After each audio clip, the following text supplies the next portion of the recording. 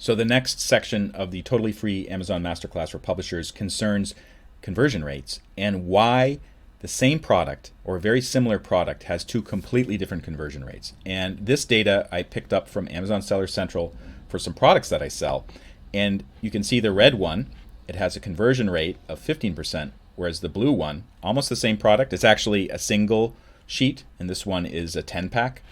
The single sheet only has a 6% conversion rate. And let's take a look at the two detail pages to see what we can determine why this might be happening. So side by side, here are the two detail pages, and which one do you think is the 6% conversion rate versus the 15 or 16% conversion rate? I'll just give you a couple seconds and look at all the elements which I've discussed earlier in the totally free masterclass for publishers. And I think it should be pretty obvious which one is 6% versus which one is 15%. And look at the elements that might be causing that.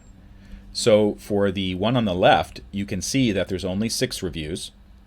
There's only a single image and it's black and white, so it doesn't stand out as much. And really importantly, even though it says $9.99 and free shipping, it says not eligible for Amazon Prime. And people really do look for that Prime badge. So even if it's free, it's less likely to convert. So getting the Prime badge is important.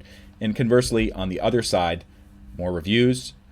There's a color image as well as multiple images that you can kind of scroll through. This is on a mobile device, and then it says it's available via Prime. So those are some of the considerations for determining why a detailed page may or may not be converting that well.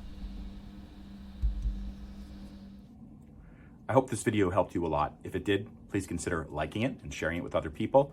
And also, there are many more videos in the totally free Amazon Masterclass. Hope to see you soon.